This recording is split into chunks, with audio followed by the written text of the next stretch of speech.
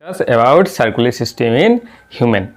So this topic is useful for class 10 as well as class 7 students and as well as students those who are studying in higher classes.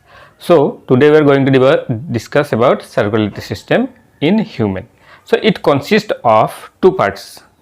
See, the first part is our heart and the second part is the extensive network of blood vessels that is entire in our body.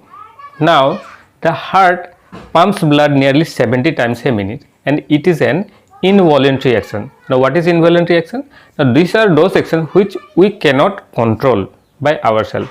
For example, we can move our hands, we can move our legs, but we cannot control the digestion of food. So this is involuntary action, those actions which we cannot control. Now how the heart pumps the blood vessels? This is done by the contraction and relaxation of the heart muscles. Okay, this can be felt in our parts of the body like in our wrist, in our foot, in our ankle, etc. So the pulse count per minute is also known as heart rate.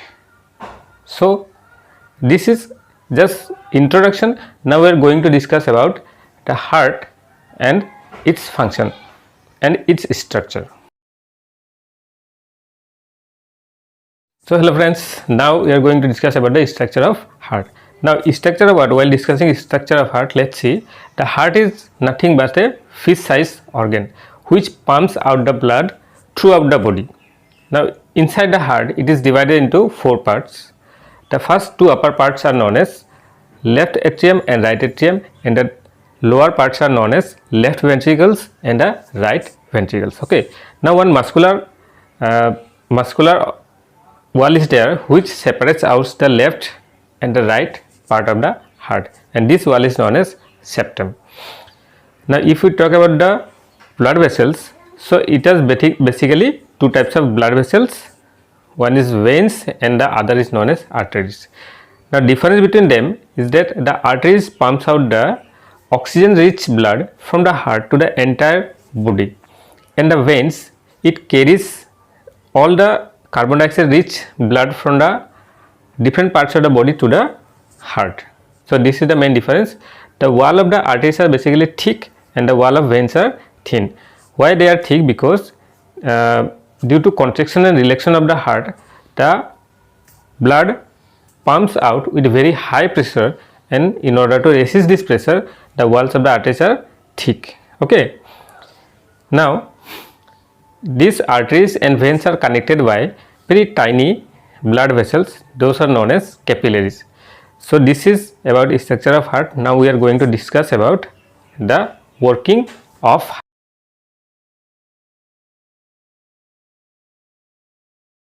So friends, now we will discuss about the structure of heart, working of heart. We have already discussed that veins and arteries are two main blood vessels that are present which carries blood throughout the body.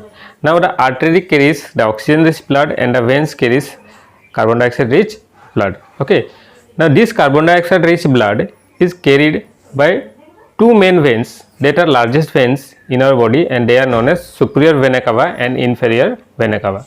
The superior vena cava brings the blood from the head, neck and upper abdomen of our body to the heart, and the inferior vena cava brings the blood from legs and lower abdomen parts of the body to the hearts. These two main blood vessels, they carries the blood to the right atrium of the heart. From this right atrium, the blood enters the right ventricles, and from the right ventricles, the pulmonary artery carries the carbon dioxide rich blood from the heart to the lungs. In lungs, the gaseous exchanges takes place. That means we bring the oxygen rich blood from the lungs to the heart, and this is done by pulmonary veins. Okay, now the pulmonary veins carries the oxygen. The pulmonary veins carries the oxygen rich blood to the left atrium of the heart, and from left atrium through the opening it enters the left ventricles of the heart. Okay, now from here the aorta carries the oxygen rich blood from the heart to the entire body or to each cell. Now aorta is the largest arteries in our body. Okay, now the oxygen is used by the cell to prepare prepare food.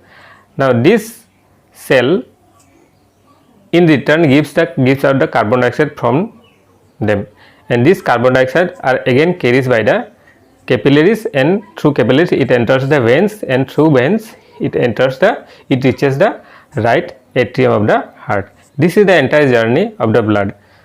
Now we have discussed the structure of the heart.